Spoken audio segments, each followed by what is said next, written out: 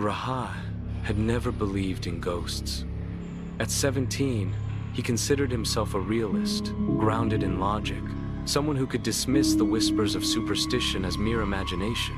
Yeah, when his father announced they were moving to an old mansion on the outskirts of town, a chill ran down his spine. The mansion was ancient, its walls yellowed with age, and the wood creaked under every step as though the house itself was sighing in protest. No neighbors lived nearby, and the surrounding forest swallowed the sun's light by late afternoon. On his first night, the wind rattled the windows in an eerie rhythm. The old chandelier swayed slightly, casting elongated shadows across the walls. Rahat unpacked in silence, noticing that the house seemed alive. That was when he saw her, the cat. A small, sleek black cat with eyes that glowed like embers, sitting by the corner window. It watched him with an intelligence that felt almost human. Its gaze was unwavering, piercing, and for a moment, Rahat felt a shiver ripple down his spine. "Just a cat," he muttered, though his voice lacked conviction. The cat didn't move. It blinked slowly, almost deliberately, before slipping silently through the half-open door of the adjoining room. Rahat followed, but when he entered, the room appeared empty, yet the air felt dense, charged. He noticed an old, dusty portrait on the wall, a young girl in a Victorian dress. Her eyes seemed oddly familiar, and inexplicably, the cat was staring straight at them. A faint chill brushed Rahat's neck, and he realized the temperature in the room had dropped. He shook his head. "I'm just tired," he whispered. But the sensation didn't leave. That night, every time he blinked, he thought he saw the girl in the portrait shift slightly, as if her gaze had moved. The cat, meanwhile, curled up by the window, but its eyes never left him. Each flicker of the candlelight stretched the shadows on the walls into grotesque shapes, making the mansion feel like it was breathing, alive and waiting.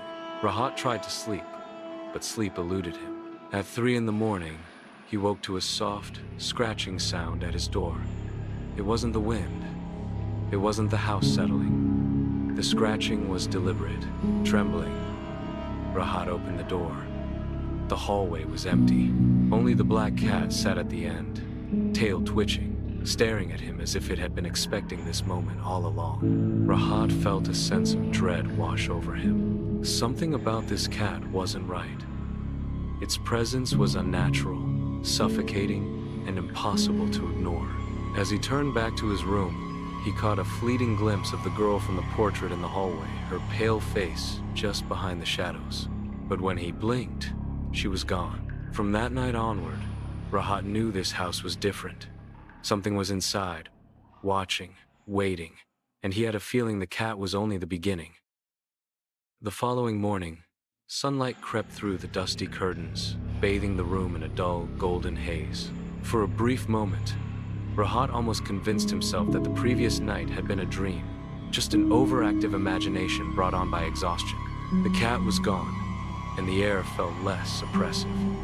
Yet something about the silence of the mansion felt wrong, like the house was holding its breath. As he made his way downstairs, the smell of old wood and dampness hung heavy in the air. His father was in the study, absorbed in his work, while his mother busied herself in the kitchen. Everything appeared normal, but Rahat couldn't shake the feeling that the house was watching him. When he passed the hallway with the old portrait, he noticed something strange. The girl's face in the painting seemed different. Her lips were parted slightly now, as if whispering something. Her eyes, no longer soft and innocent, had a hint of sadness. A chill pricked the back of his neck. He leaned closer. The faintest sound reached his ears. It was like a whisper, barely audible, but distinct enough to make his stomach twist. It came from behind the wall. "Rahat," he stumbled backward, heart hammering. "Who's there?" No reply, only the echo of his own breath. For the rest of the day, the whisper haunted him. Whenever he passed that hallway, he swore he heard the faint sound again, sometimes laughter, sometimes his own name. His parents, when told, brushed it off. "It's just the house settling." Scratch, scratch, scratch. It was coming from inside the walls. The sound moved slowly, deliberately, as though something was crawling within the structure itself. Rahat gripped the flashlight tightly and followed the sound toward the corner of his room. The noise stopped. He pressed his ear to the wall, and his breath caught. He heard faint breathing. "Who's there?" he whispered again. The breathing stopped. Then, "Don't look at her," a voice hissed from within the wall. Rahat stumbled back in horror. The flashlight flickered and went out. Panic surged through him as darkness swallowed the room. Then, a soft meow echoed from behind him. He turned slowly, heart pounding. The black cat was sitting on his desk, its glowing eyes fixed on him. It tilted its head, and for a brief, impossible second, Rahat swore the cat smiled. Then the door creaked open by itself. The hallway beyond was dark, except for a sliver of moonlight falling across the portrait. And this time, the girl wasn't in the painting at all. The frame was empty. The cat leapt from the desk and padded toward the hall, tail high, pausing at the edge of the darkness as if waiting for him to follow. Rahat's entire body screamed at him to stay put, to shut the door and hide under the blanket like a child, but curiosity, or perhaps something else, drew him forward. As he stepped into the hallway, the cold hit him first, a sudden, unnatural drop in temperature that made his breath visible in the air. The whisper. As he stepped into the hallway, the cold hit him first, a sudden, unnatural drop in temperature that made his breath visible in the air. The whisper returned, now all around him, circling, murmuring in a language he didn't understand. The portrait's empty frame swayed slightly, creaking on its nail. From deep within the house, something moved slow, dragging footsteps, and then the cat spoke. Its voice was low and rasping, yet unmistakably human. "You shouldn't have followed her." Rahat staggered backward, eyes wide with disbelief. The black cat, now standing at the threshold of the hallway, spoke with a voice that was unmistakably human, low and raspy. "You shouldn't have followed her." Every rational thought he had clashed with the reality before him. A cat shouldn't speak, and yet here it was, staring at him as though it had been waiting for this moment. The whispers from the walls surged again, louder this time, like a chorus of unseen voices murmuring, warning, pleading. Rahat clutched his head, feeling the air itself pressing against his temples. "What do you mean?" he stammered. The cat blinked slowly, its eyes glowing brighter, and it began to walk down the hall, pausing every few steps to glance back at him. Despite the fear clawing at his chest, something compelled him to follow. His bare feet were cold against the wooden floor, each creak echoing through the empty house like a gunshot. The cat led him to the study, a room that had felt normal during the day, now transformed into something sinister. The walls seemed darker, the air heavier, as if the room itself were breathing. On the desk lay a stack of old letters, yellowed with age. Rahat picked one up, and the handwriting made his skin crawl. It was fragile, almost decayed, and the words were filled with despair. "She is trapped, bound to this house. The cat is her guard. The shadows are her prison. Beware.